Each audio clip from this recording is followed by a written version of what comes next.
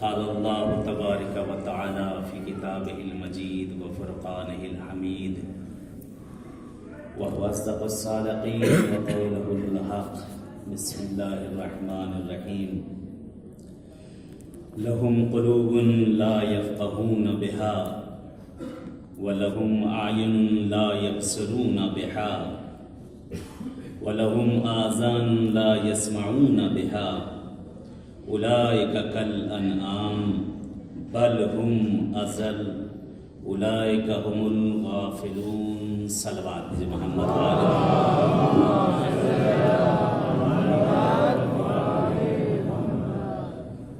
بہرحال آج کا موضوع بھی جو ہے قرآن میں انسان کی مدح اور ذم. یہ پروردگار نے جو ہماری تعریفیں قرآن میں کی ہے اور ہمارے لیے کچھ نصیحتیں جو قرآن میں کی ہیں، انشاءاللہ تھوڑا سا روشنی اس کے اوپر ڈالوں گا. آج بہرحال اس میرے عشر کی اس کی آج آخری مجلس ہے کہ انشاءاللہ بہرحال دعا میں آپ لوگ بھی یاد رکھیں گے. جہاں کہیں بھی رہیں گے انشاءاللہ میں بھی جہاں کہیں بھی رہوں گا آپ سب کی دعا میں انشاءاللہ یاد رکھوں گا. صلوات بھیجیں محمد وآل محمد.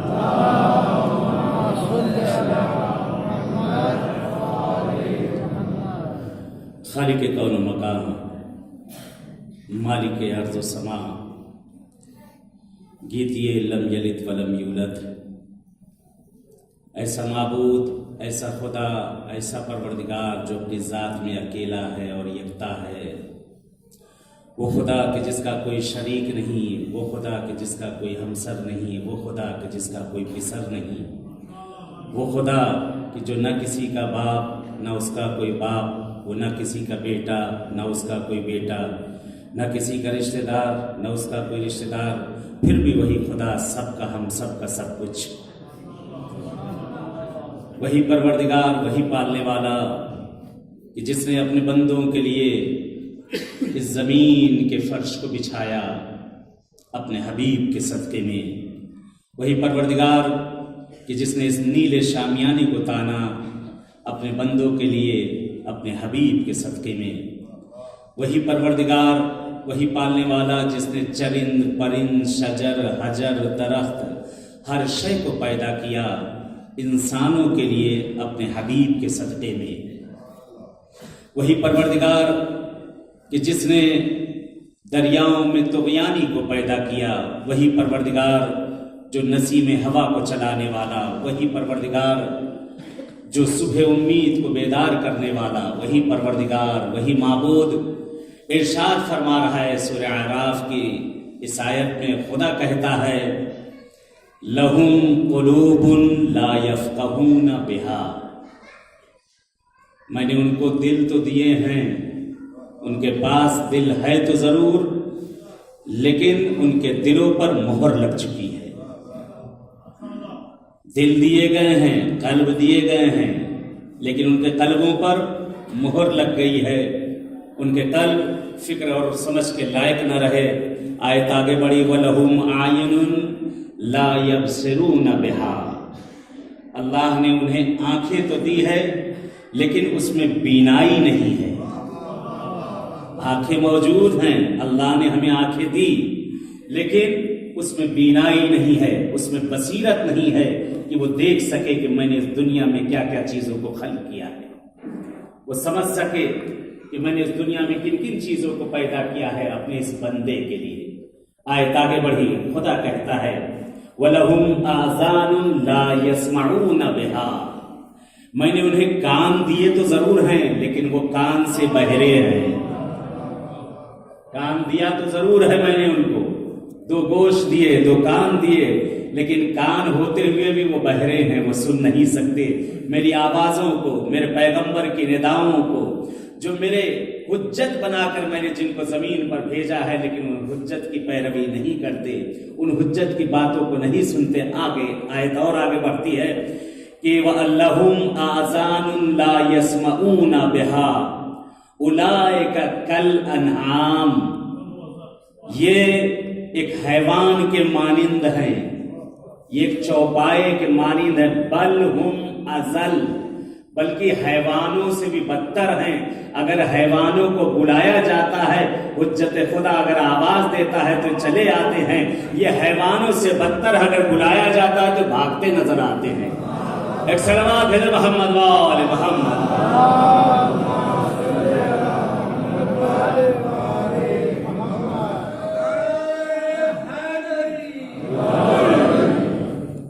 آیت آگے بڑھی، اولئک هم الغافلون، یہی وہ بندے ہیں کہ جو غافل ہیں۔ پروردگار نے حجت تمام کر دی۔ دیکھو ہم نے دنیا میں سب کو بھیجا ہے اور میں نے اپنی عدالت میں کوئی ذرہ برابر کمی نہیں کی ہے۔ میں نے دیکھو آنکھ سب کو وہی 2 آنکھیں دی ہیں، زبان وہی ایک زبان سب کو دی ہے، دماغ وہی ایک دماغ سب کو دیا ہے، کان وہی 2 کان سب کو میں نے دیے ہیں، ہاتھ وہی 2 ہاتھ میں نے سب کو دیا ہے۔ ہر شے میں نے عدالت سے کام لیا ہے۔ لیکن کچھ بندے ایسے بھی ہیں دنیا میں کہ آنکھیں ہوتے ہوئے بھی دیکھنا نہیں چاہتے، کان ہوتے ہوئے بھی سننا نہیں چاہتے، دل ہوتے ہوئے بھی قبول کرنا بھی نہیں چاہتے کہ اگر میری حجت، کہ جن کو میں نے حجت بنا کر اس زمین پر بھیجا ہے، جو تمہاری ہدایت کے لیے میں نے بھیجا ہے، جن لوگوں کو، ان کو دیکھتے تو ضرور ہیں، سنتے تو ضرور ہیں، چلتے تو ضرور ہیں، لیکن وہ جو کہتے ہیں ان کی سنتے نہیں۔ قرآن کو تو مانتے ہیں، مصیبت ہمارے ساتھ یہی ہے، ہم قرآن کو تو مانتے ہیں لیکن قرآن کی نہیں مانتے، رسول کو تو مانتے ہیں لیکن رسول کی نہیں مانتے، اہل بیت کو مانتے ہیں لیکن اہل بیت کی نہیں مانتے، علی کو خلیفہ بلا فصل مانتے تو ضرور ہیں لیکن علی کی نہیں مانتے۔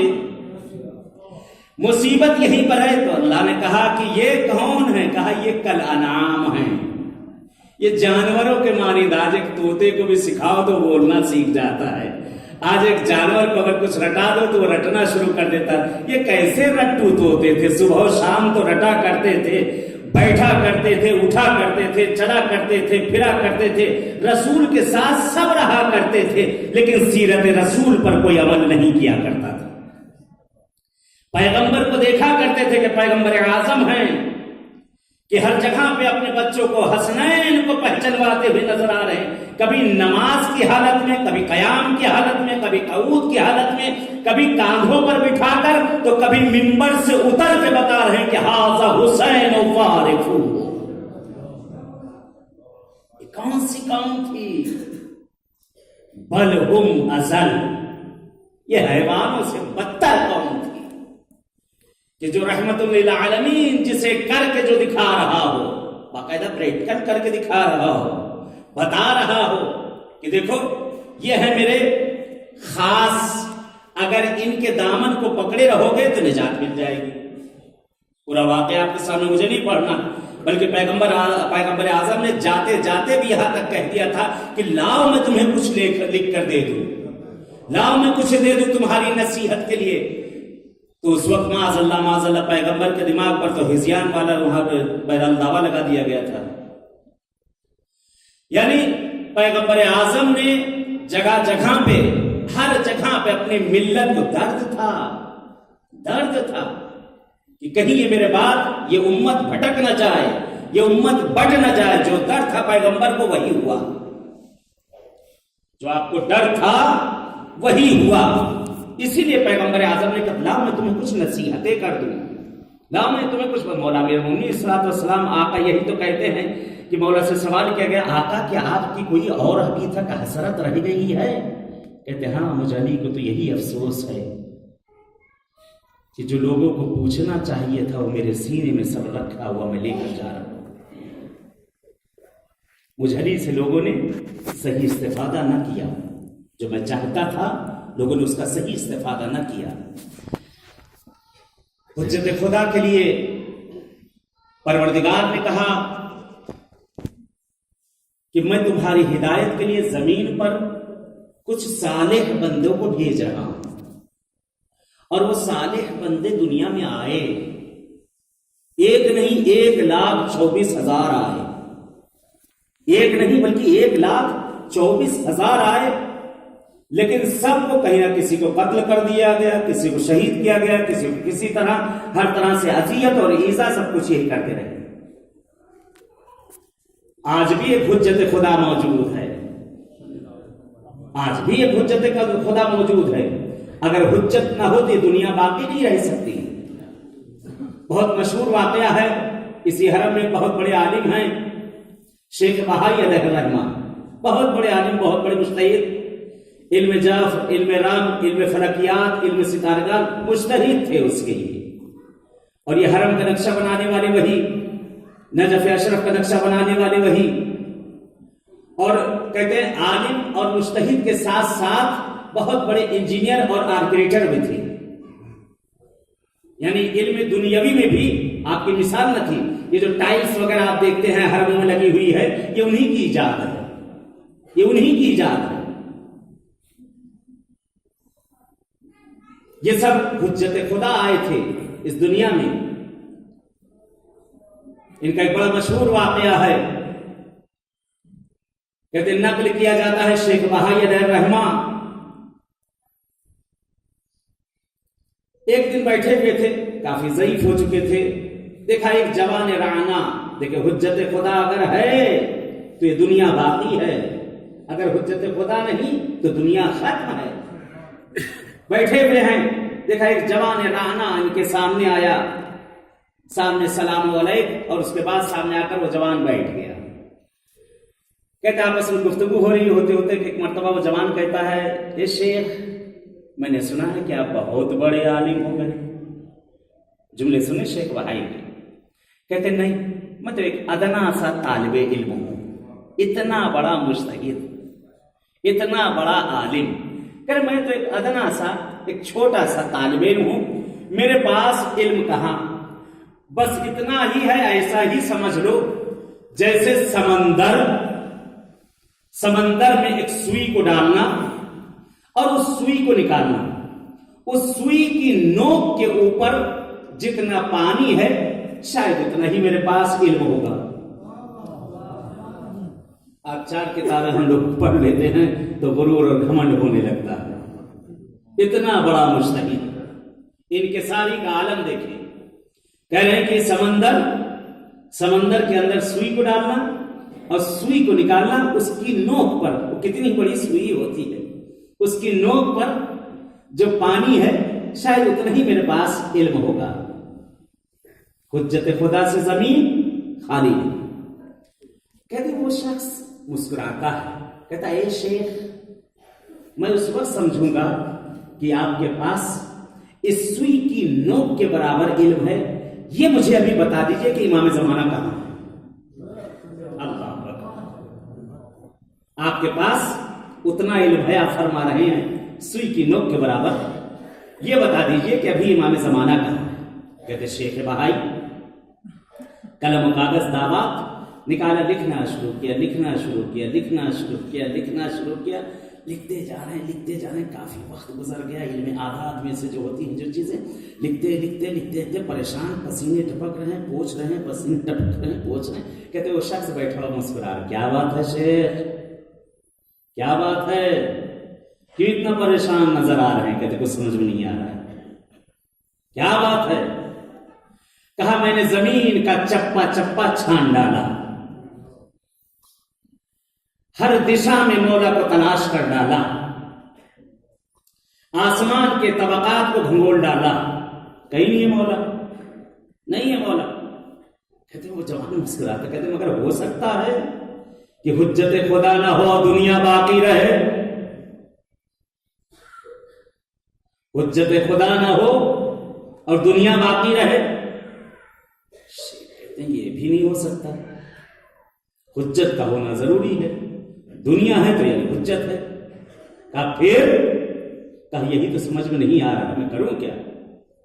کہتے ایک مرتبہ شیخ بہا تھوڑا سا مسکرائے، کہتے ایک راستہ ہے۔ کیا؟ کہا ایک راستہ ہے، یا تو آپ امام زمانہ ہیں یا تو میں امام زمانہ ہوں۔ کہ بس اتنا کہنا تھا کہ امام نے اس کاغذ کو چھین لیا اور اس علم عادات سے ایک گنتی کو مٹا دیا۔ کہا اے شیخ، آج تو مل گئے ہو، اب ایسے نامی لوگ ہیں، ایک صلوات دے دے محمد وآل محمد۔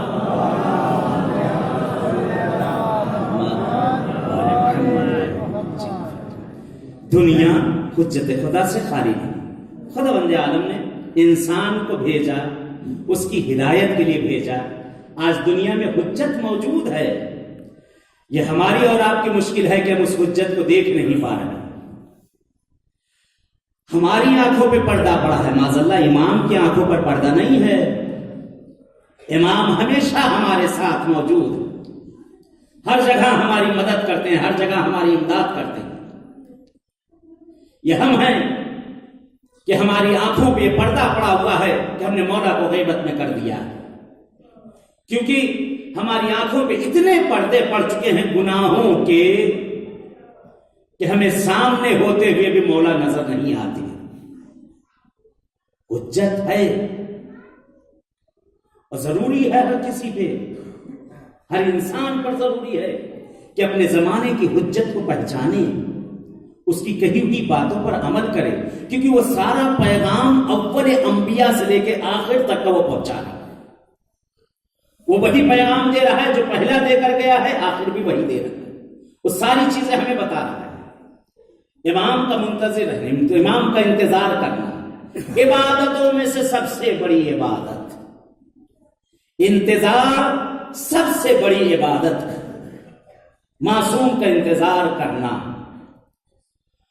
اگر امام معصوم اگر آ جائیں تو معصوم بہرحال کہتے ہیں کہ وہی اچھے لوگ، بہت معذرت کے ساتھ وہی لوگ کہ جو اللہم عجل لولیک کہتے ہیں، جو بار بار مولا کو بلایا کہتے جس وقت مولا آئیں گے اس میں سے بہت سے لوگ سب سے پہلے مولا کا مخالف نکلیں گے اور آ کر سامنے مولا کے کھڑے ہوں گے۔ مولا فرمائیں گے یہ جو تم کام کر رہے ہو غلط ہے، چھوڑو اسے، بیوی کو چھوڑو، بچے کو چھوڑو، کاروبار چھوڑو، فلاں چھوڑو، یہ چھوڑ دو، وہ چھوڑ دو، کچھ سے صحیح کہیں مولا سب تو چھوڑ ہی دے، پھر بچا کیا؟ اے مولا بارز معذرت، اے مولا جب تک آپ نہیں تھے بڑا اچھا سب کچھ چل رہا تھا، اب آقا آپ آ گئے سب چھوٹ گیا۔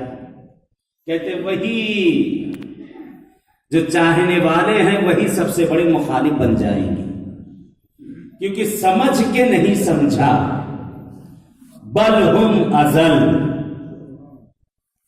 دیکھ کے نہیں دیکھا آنکھوں کے اندھے، سن کے نہیں سنا کانوں کے بہرے، جانتے ہوئے بھی نہیں مانا دلوں پر مہرے لگی ہوئی۔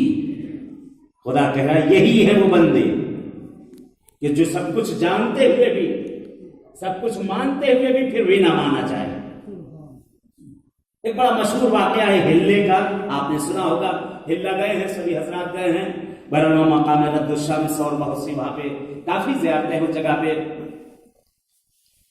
ہلا کا واقعہ ہے، کہتے ایک مولا کا چاہنے والا، مولا سے محبت کرنے والا کہتا آقا آپ کیوں نہیں آ جاتے، مولا آپ کیوں نہیں آ جاتے میرے آقا۔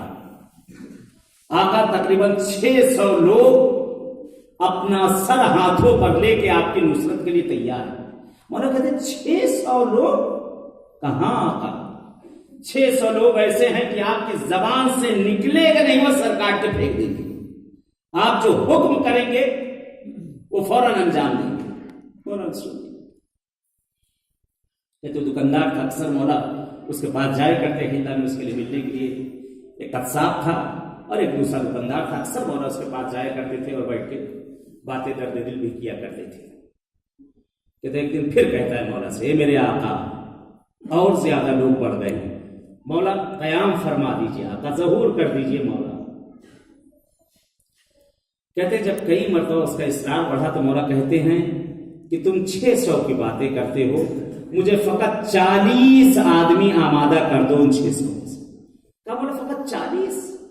600 لوگ آپ زبان سے نہیں نکلے گا، جس چیز کو کہیں گے وہ کر کے دکھا دیں گے۔ آپ کہیں گے پہاڑ کھود تو پہاڑ کھود ڈالیں گے، آپ کہیں گے چھت سے کود جاؤ وہ چھت سے کود جائیں گے۔ مولا آپ جو کہیں گے وہ کرنے کے لیے تیار ہیں۔ آقا کہا ٹھیک، اچھا ہے، ٹھیک میں تیار ہوں۔ فلاں روز تم اس میں سے 600 لوگوں میں سے 40 لوگوں کو لے کے آ جاؤ فلاں گھر پہ، اور وہاں آ کر آنگن میں تم لوگ سب کے سب وہاں پر بیٹھ جانا۔ قصاب کو بلایا، کہا دیکھو فلاں فلاں روز میرے آنے سے پہلے تم 2 بکرے اچھے سے چھت پہ لے جا کر رکھ دینا۔ بہرحال قصاب لے کر پہنچ گیا، وہ دکاندار وہاں پہنچ گیا۔ کہتے ہیں سب 40 کے 40 لوگ نیچے بیٹھے ہوئے ہیں، وہ قصاب بھی بیٹھا ہوا ہے، اور قصاب بہت زیادہ مشہور تھا، مولا کا چاہنے والا بہت زیادہ مشہور تھا۔ کہتے ہیں ایک مرتبہ مولا ان کے درمیان سے آئے، سب نے مولا کو دیکھا، سلام کیا، مولا سے ملاقات کی۔ کہتے ہیں مولا ایک بار ہی سر کو جھکاتے ہیں اور چھت کے اوپر چلے جاتے ہیں۔ کہتے ابھی تھوڑی دیر گزری تھی، مولا نے ایک مرتبہ آواز دی اس قصاب کو کہ اوپر چلے آؤ، ایک گرجتی ہوئی آواز، اوپر چلے آؤ۔ کہتے وہ قصاب سیدھا اوپر پہنچ چکا۔ کہتے اوپر پہنچا، کچھ دیر باتیں ہوئی اور کچھ آواز نیچے تک آ رہی تھی کہ اوپر بات ہو رہی، مولا کچھ کہہ رہے ہیں۔ اس کے بعد مولا اسے فرماتے ہیں کہ ایک بکرے کو ذبح کر دو۔ کہتے اس نے ایک بکرے کو ذبح کیا، آنگن میں ایک پرنالہ لگا ہوا تھا، وہاں سے خون جو باقاعدہ بہہ کر زمین پر آنا شروع، سب پیچھے بھاگے۔ کہتے لگتا ہے مولا نے اس کو تو کہہ رہے ہو گیا، ایک کا کام تو ہو گیا، کہ مولا کا چاہنے والا تھا، لگتا ہے کچھ ہوا ہے، اور مولا نے اس کے سر کو کاٹ دیا۔ کہتے تھوڑی دیر اور گزری، مولا نے آواز دیا ہے فلاں ابن فلاں اوپر آ جا۔ کہتے وہ دکاندار اوپر چلا۔ سب نے کہا ایسا نہ ہو کہیں یہ بھی چلا جائے۔ کہتے ہیں وہ اوپر گیا، اور ابھی تھوڑی دیر گزری تھی کہ دیکھا پھر پرنالے سے خون بہنا شروع ہو گیا نیچے۔ کہتے مولا آواز دیتے اے فلاں ابن فلاں اوپر آ جاؤ، اے فلاں ابن فلاں اوپر آ جاؤ۔ مولا ہر کسی کا نام لے لے کر بلا رہے ہیں، ہر کسی کا نام، ایک آواز نہ آئی، ایسے ہی جیسے مجمع بیٹھا ہے کہ سوئی گر جائے چھن سے آواز آ جائے۔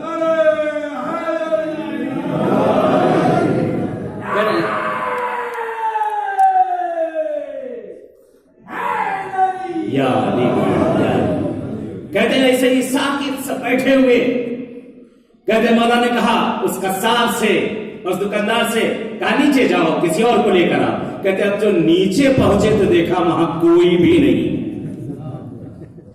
سب بھاگ چکے تھے۔ جب دوسرا کٹا، کہتے مولا لگتا ہے ایسے ہی ایک ایک کو بلا کے کاٹتے چلے جائیں گے۔ ایک صلوات ہے محمد و آل محمد۔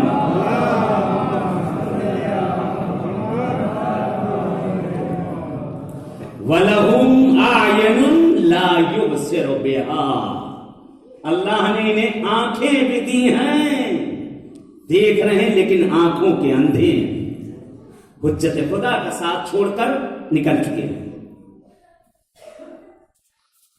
اے عزیزوں، ابھی بھی مہلت ہے کہ ہم اپنی حجت کو یاد کریں، اس کے بتائے ہوئے جو احکامات ہیں، دین کے پیغامات ہیں، اس پہ ہم عمل کریں۔ میری ماں اور بہنیں اپنی ذمہ داریوں کو سمجھیں، میرے بزرگان اور بچے جوان اپنی ذمہ داریوں کو سمجھیں۔ ہر کوئی اپنی جگہ خود اپنے گریباں کو جھانک سکتا ہے، اور پھر اس کے بعد اپنے معصوم کو آواز دے، اپنے معصوم کو بلائے، اپنے معصوم کو آواز دے۔ انتظار سب سے بڑی عبادت ہے۔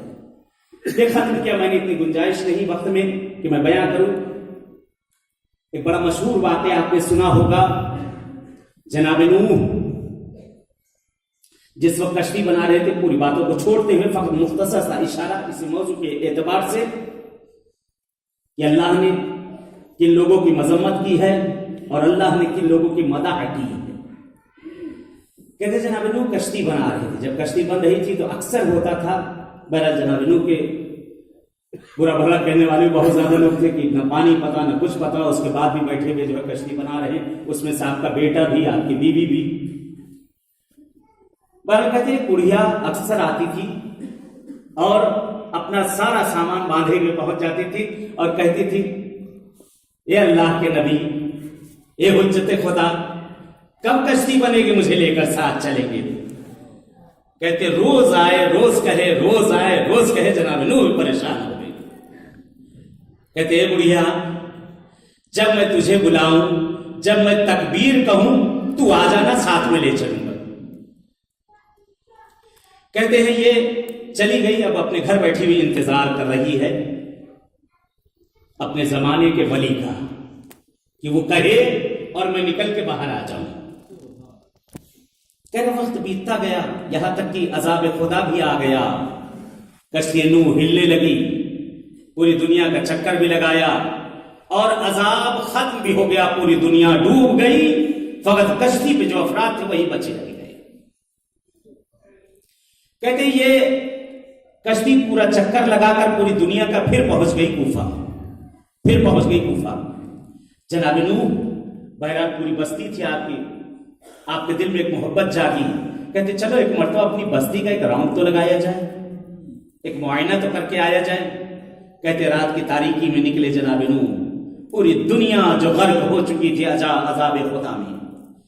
جناب نوح ابھی کچھ دور پہنچے تھے، کیا دیکھا؟ دور ایک جھوپڑی نظر آ رہی ہے اور اس میں دیا جل رہا ہے. کہتے جناب نوح کی آنکھیں کھل گئی، بھاگے بھاگے نزدیک گئے. کیا دیکھتے ہیں کہ جھوپڑی، پوری دنیا ڈوب چکی، یہ جھوپڑی کیسے باقی اور دیا یہاں جل رہا ہے. کہتے ایک مرتبہ جناب نوح نے تکبیر بلند کی، اللہ اکبر اللہ اکبر. کہتے بس تکبیر کا بلند کرنا تھا کہ بڑھیا اپنی گٹھڑی سنبھالے آ گئی. کہتے یا نبی خدا، کیا وقت ہو گیا، چلوں میں ساتھ؟ کہتے ہیں اب جناب نوح کے تعجب کی انتہا نہ رہی. کہتے سجدے میں گر گئے، خدایا پروردگار یہ ماجرا کیا ہے؟ ساری دنیا ڈوب گئی. ایک مرتبہ اس بڑھیا کی طرف دیکھتے ہیں، دیکھ کر کہتے ہیں صبر کر، یہ بتا کہ تو آخر بچی کیسے؟ کہا اپنے گھر میں تھی.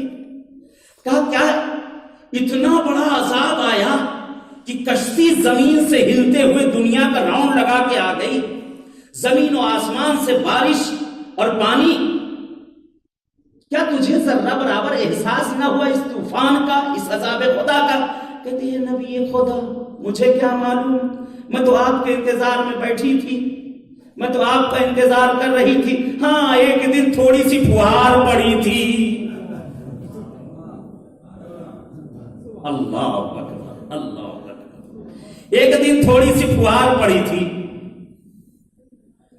کہتے ہیں اب تعجب کی انتہا. کہتے ایک مرتبہ جناب نوح نے کہا پروردگار یہ ماجرا کیا ہے؟ ندا یہ نوح، تو نے اس سے وعدہ کیا تھا تو ساتھ لے جائے گا، بخشوائے گا، یہ تیرا انتظار کر رہی تھی. نوح میں تو تیرے وعدے پر وعدہ کرتا رہا، میں تو تیرے وعدے کا ضامن ہوں نوح. کہتے چوتھے امام فرماتے ہیں، آقا فرماتے ہیں کہ میرے چاہنے والوں کو بھی یہ پیغام دے دینا، جو ہم اہل بیت سے محبت کرتے ہوں گے، جو ہم اہل بیت کو چاہتے ہوں گے، دنیا میں کیسے بھی عذاب کیوں نہ آ جائیں، اگر وہ ہم اہل بیت سے محبت کرتے ہوں گے، یہ اسی طرح سے پھوار کی طرح نکل جائیں گے اور سب کے سب نجات پا جائیں گے. ایک سلام بھیج محمد و آل محمد.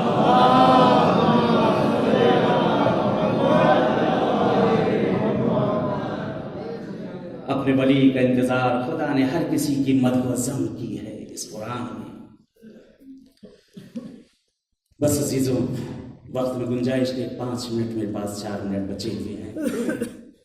آج سفر کی 2 تاریخ ہو چکی ہے. دل چاہتا ہے آج چھوٹی شہزادی کا ذکر کیا جائے جو پہلے دن سے اب تک نہ ہو سکا. کل پہلی تاریخ تھی، کل قافلہ شام پہنچ چکا ہے. کل علی کی بیٹی بازاروں میں رسوا کی جا چکی ہے. کل عصمت خدا بازاروں میں پھرائی جا چکی ہے. کل ناموس خدا کو جگہ جگہ پر مرمے عام میں لے جایا گیا اور ہر جگہ آواز دی جا رہی تھی ہاذہی زینب، ہاذہی رقیہ، ہاذہی کلثوم. اے میرے ماں اور بہنوں، دے لو پرسا، کیا پتہ زندگی رہے نہ اے میرے بھائیوں، اپنے وطنوں میں پرسا اور ہے، امام کی بارگاہ میں پرسا اور ہے۔ چند جملے میں پڑھوں گا بس۔ کہتے ہیں قافلہ شام پہنچ چکا، دربار میں سکینہ کی محبت کا امتحان لیا جا چکا، سکینہ پر، اس چھوٹی شہزادی پر صدقات کے خورمے بھی پھینکے جا چکے ہیں۔ یہ زہرا کی لاڈلی اب بھی پیاسی ہے، اب بھی پیاسی ہے۔ کہتے قافلہ، علامہ دربندی اپنے مقتل میں نقل کرتے ہیں، صاحب مقاتل لکھتے ہیں کہ قافلہ زندان شام میں لے جا کر رکھ دیا گیا۔ دو زندان ہیں وہاں، انشاءاللہ آپ لوگ جائیں گے۔ ایک دربار یزید کے کونے میں، جس جگہ پر پہلی مرتبہ بیویوں کو قید کیا گیا تھا، جہاں پہ مقام راس الحسین ہے، پہلا زندان یہی وہ جگہ ہے جہاں سکینہ رویا کرتی تھی تو یہ ملعون کہتا تھا کون بچہ رو رہا ہے۔ جس جگہ پہ روایت ہے کہ شاید آقا حسین کے سر کو وہاں دفن کیا گیا، جہاں پر مقام امام زین العابدین ہے، مقام بی بی زینب ہے، جہاں نماز شب پڑھا کرتی تھی کھڑی ہو کے یہ بی بی۔ کہتے جب اس کو بہت زیادہ اذیت و ایذا اس ملعون کو ہوئی تو کہتا ہے خرابہ شام میں لے جا کر قید کر دو ان کو، جسے زندان شام کہا جاتا ہے۔ کہتے ہیں اہل بیت کا قافلہ لے جا کر وہاں قید کر دیا گیا، اہل بیت کا قافلہ قید۔ چند روز گزر چکے ہیں، آپ سب صاحب اولاد ہیں، مولا آپ کے بچوں کو سلامت رکھیں، مولا آپ کے بچیوں کو بی بی سکینہ کے صدقے میں پروان چڑھائے۔ کہتے ہیں قافلہ پہنچ چکا ہے، قافلہ قید ہو چکا ہے۔ صاحب مقاتل نقل کرتے ہیں، علامہ دربندی کہتے ہیں کہ جب شام ڈھلنے لگتی تھی تو شام کے چھوٹے چھوٹے بچے زندان کے سامنے کھیلنے آتے تھے۔ اللہ آپ کے بچوں کو سلامت رکھے۔ آج ہمارے یہاں بھی دستور ہے کہ شام کو بچے عصر کے نزدیک چھوٹے چھوٹے بچے گھر کے باہر کھیلنے نکل جایا کرتے ہیں۔ کہتے ہیں علامہ نقل کرتے ہیں کہ ہر شام کو بچے آیا کرتے تھے وہاں کھیلنے کے لیے۔ ان بچوں میں ایک بچی جس کی عمر تقریباً 7 سال یا 8 سال لکھی گئی ہے، کہتے بچی یہ بھی کھیلنے کے لیے آیا کرتی تھی انہی بچوں کے ساتھ۔ کہتی ہر روز یہ بچی دیکھتی تھی کہ در زندان پر ایک چھوٹی سی لڑکی ہے جو جالی کو پکڑے ہوئے ہے